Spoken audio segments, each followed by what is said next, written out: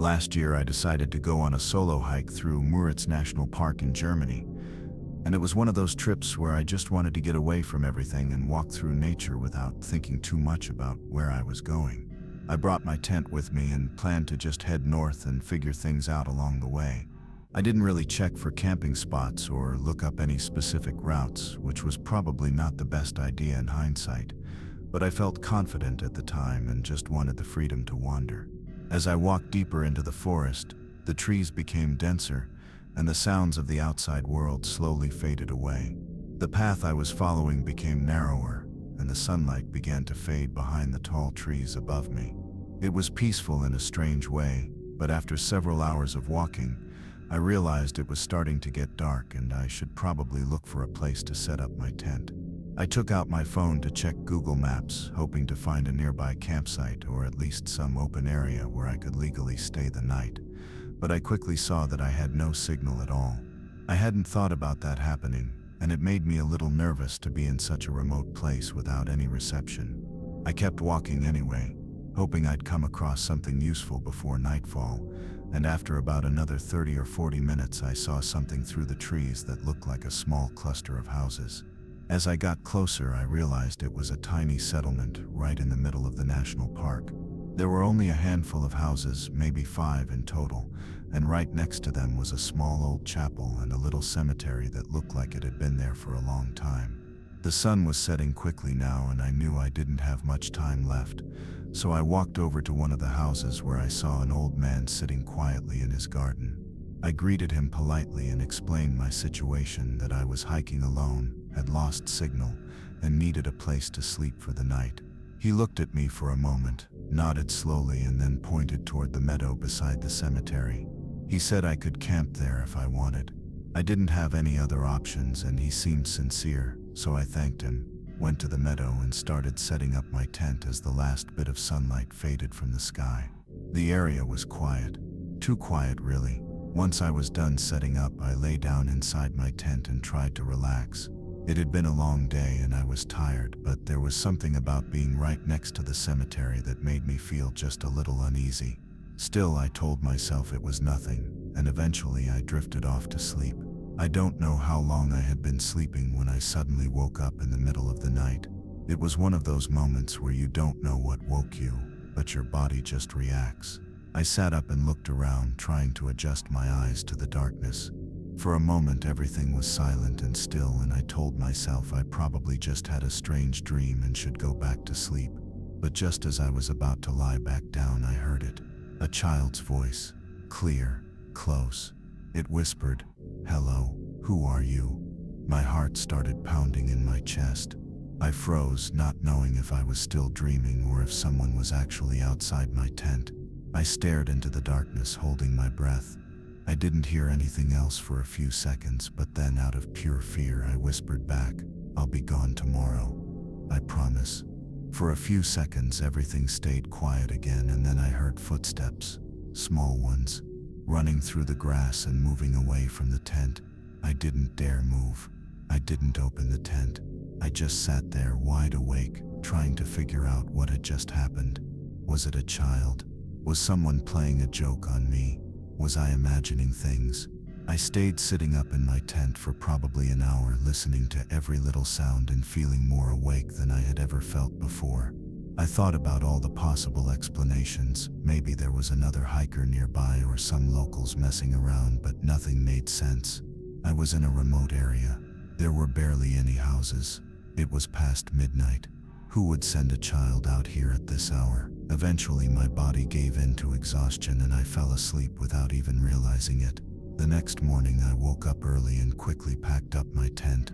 The sun was rising and everything looked normal in the light of day, but I still had that strange feeling in my chest. I needed to know more. Before leaving, I walked back to the garden where the old man was sitting again, just like the evening before.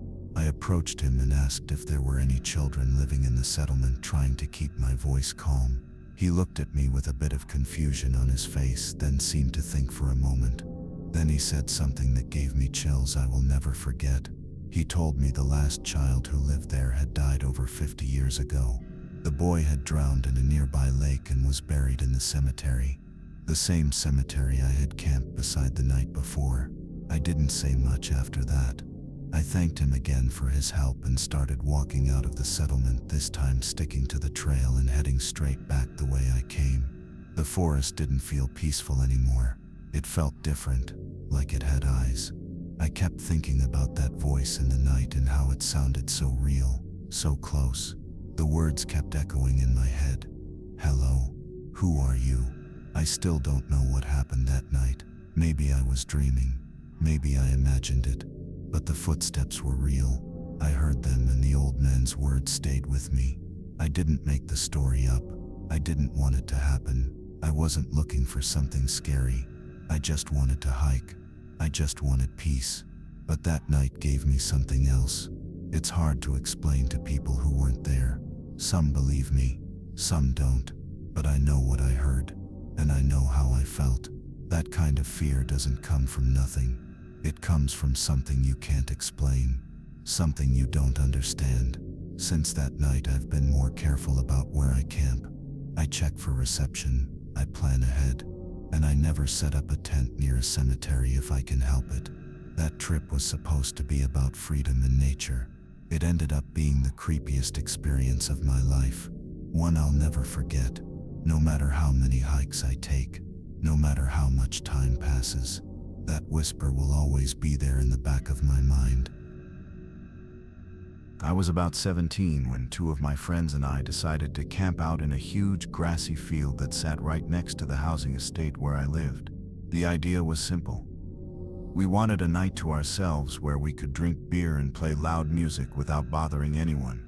The field was perfect because it sat on a small hill, and all the houses were far away enough that we couldn't be seen or heard unless someone came right up close. We weren't supposed to be there, of course, because the field belonged to a farmer, but we didn't think it would matter just for one night. We set up our tent in the middle of the field, and as it got darker, we drank and laughed and played music. It was fun, and for a while everything felt fine. Eventually it got late and my two friends dozed off inside the tent while I stayed awake. I had been having trouble sleeping for a few weeks, and even though I was tired, I just lay there with my eyes open, staring at the roof of the tent and letting my mind wander. It was quiet outside, just the kind of soft breeze and faraway rustling you expect from a field at night. No reason to feel scared, not yet anyway.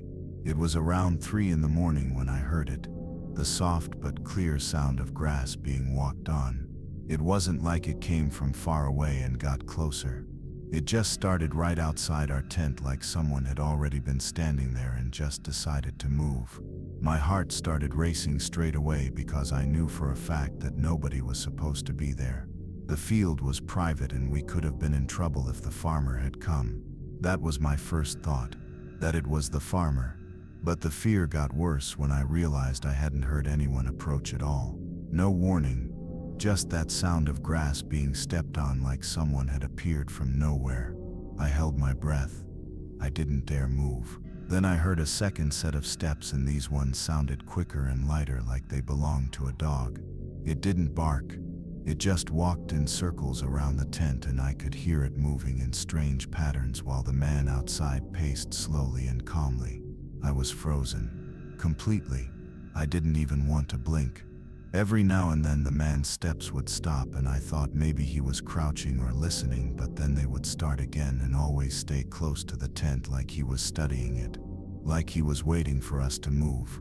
Then I saw the shadow, huge and stretched across the tent wall as he passed by it. He wasn't standing still. He was walking slowly around us, and I could see his shape every time he came around the side where the moonlight hit the fabric. But the strange thing was I couldn't see the dog's shadow at all. I kept hearing it, but nothing ever showed up beside the man's silhouette. The dog moved faster and faster, circling the tent like it was restless, while the man stayed calm and slow. This went on for what felt like forever. I wanted to scream, but I didn't want to make a sound. I just stayed there, barely breathing, listening to them move outside while my friends slept. Eventually the sound started to fade, like someone was slowly turning the volume down. The man's footsteps grew quieter and the dog's frantic circling slowed until I couldn't hear anything at all. But it didn't feel like they had left. It felt like they were still there, still walking around, just lighter, just more careful. It was one of the most terrifying feelings I've ever had. When I finally convinced myself that they were gone, or at least far enough away not to hear me, I leaned toward my friends and tried to wake them. I whispered as quietly as I could and told them someone had been outside the tent and we needed to leave right now. They just mumbled at first like they didn't believe me and said I was probably dreaming. I told them again and explained everything, but they still didn't take it seriously. They didn't want to pack up and move. They were too tired. I gave up after a while, even though I knew I'd never fall asleep again. About 10 minutes later, the sounds came back, not all at once. It was like someone had slowly turned the dial back up. The soft crunch of grass under boots, the quick little steps of the dog. They were back. The dread hit me all over again, and I knew I hadn't imagined anything. I whispered to my friends again, and this time one of them responded right away. He said she's like he had already heard the footsteps and wanted to listen. Then he told me to open the tent and look outside. I didn't want to. Every part of my body told me to stay where I was, but I knew I had to. So slowly I reached one hand out of my sleeping bag and up to the zipper. It felt like it took forever. I didn't want to make any noise. I just inched closer and closer until my fingers touched the zip, and then I pulled it down hard. Too hard. The zip made a ripping sound as it came down, and I flung the flap open and looked out. There was no one there. Not a single person. Not even a dog. We stepped outside in less than 5 seconds and stood in the open air on top of the hill, scanning the field around us. We could see everything in every direction. There were no trees, no dips in the ground, no places to hide, and there was nothing. No man, no dog, no footprints. Just the cold air and the empty grass around us. We looked for a long time, trying to figure out if there was any way someone could have run away, but it was impossible. We would have seen them. There was nowhere to go without being spotted. That was when it hit us that something was very wrong. We packed up as quickly as we could and walked back to the estate without saying much. Nobody joked. Nobody laughed. It was like we all realized the same thing. Something was outside our tent that night, and it wasn't just in my head. We all heard it. We all felt it, and yet we couldn't explain it. That field had been quiet all day, but at night it felt alive with something else. I still think about that night. I've told the story a few times, and most people say maybe it was someone playing a prank, or maybe it was an animal. But I know it wasn't. I know what I heard. I know what I saw. There were footsteps around that tent. There was a man's shadow. And there was something that sounded like a dog that never left a trace. Maybe someone was messing with us. But if they were, they disappeared into thin air. Because they were there. And then they weren't. Even now when I walk past that field I get chills. It looks the same. Calm, harmless.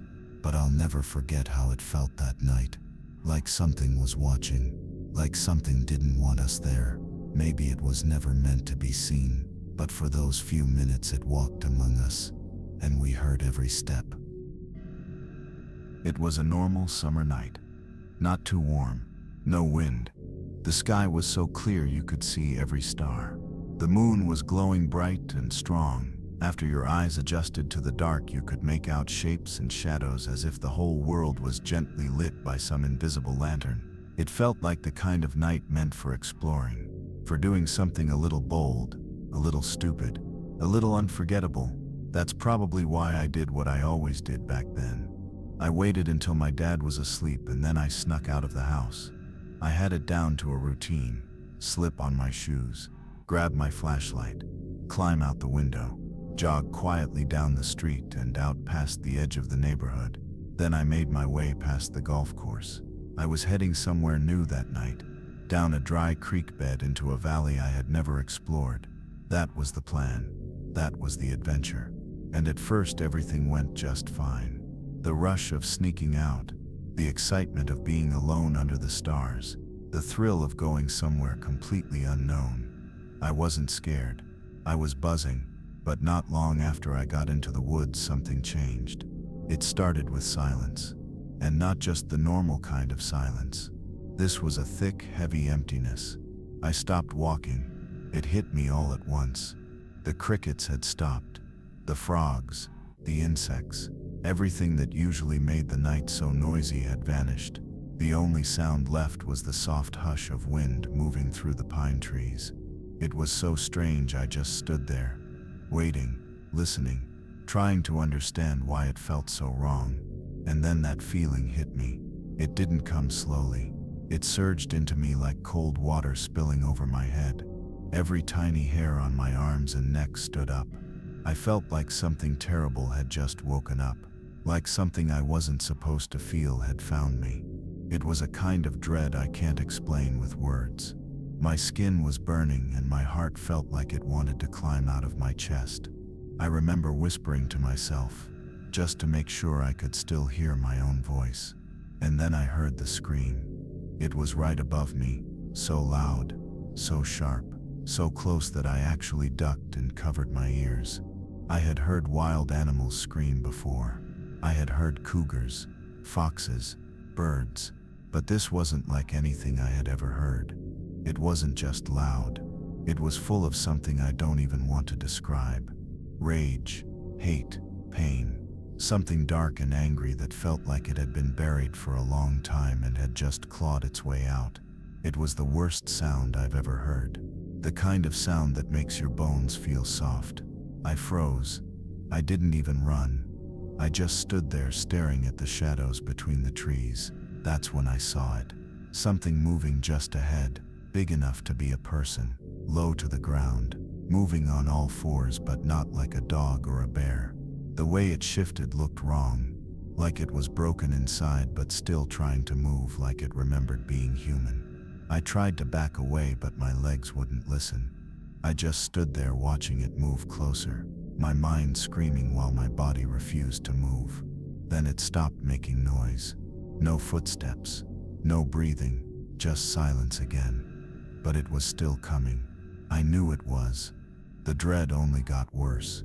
It felt like my heart was being squeezed, like something was pressing down on my chest. I wanted to run, but it was like being trapped in a nightmare where your body is heavy and slow and nothing works.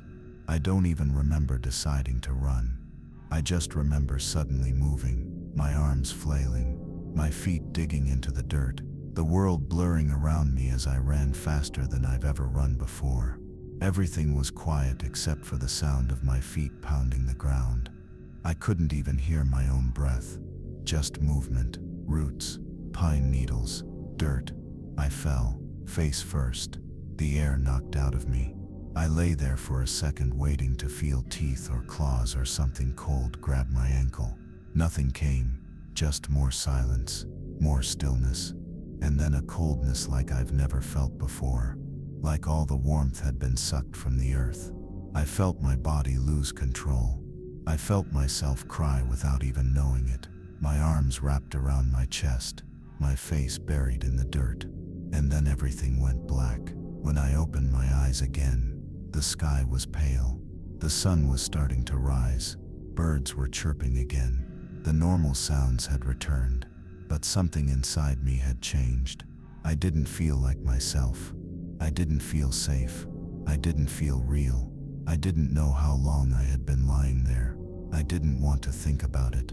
All I knew was I had to get home before my dad found out I was gone. So I ran. I ran for miles. I ran with legs that felt like they didn't belong to me. When I finally reached the house, I climbed over the back fence and dropped into the yard like I always did. But my dogs were there, my best friends. They saw me and they didn't run over to say hello. They didn't wag their tails or lick my face. They snarled, they growled, they snapped at my heels like I was a stranger, like they didn't recognize me. I didn't have time to think about it. My dad was up. I had to get inside. I slipped through the window into my room, changed my clothes, tried to breathe, tried to feel normal again. I went to school that day. I don't know why. Maybe I just didn't want to be alone, but they sent me home before lunch, said I had a fever. I didn't argue. I didn't care. Everything felt wrong. My skin, my heartbeat, my thoughts. I couldn't focus, couldn't speak. I didn't tell anyone what had happened, not for a long time. I barely spoke at all after that. I went from being loud and social to being quiet and hidden. I avoided people. I avoided light. I failed classes. I almost didn't graduate. It was like nothing mattered anymore, like nothing could ever matter again. My dogs never treated me the same way again. They stopped sleeping near my room. They avoided me. They barked if I got too close. It broke my heart. I had grown up with them. They were my family. But whatever came back from that field that night, it wasn't something they trusted, and maybe they were right. I don't know what I saw. I don't know what screamed above me. I don't know why I lost time or how I ended up lying face down in the dirt as the sun came up. But I know something happened. Something I can't explain. Something I don't want to remember but can never forget. That night ended the part of me that believed the world was simple. That night ended the part of me that believed monsters weren't real. If you liked the video, don't forget to like and share. Subscribe to our YouTube channel for more videos like this.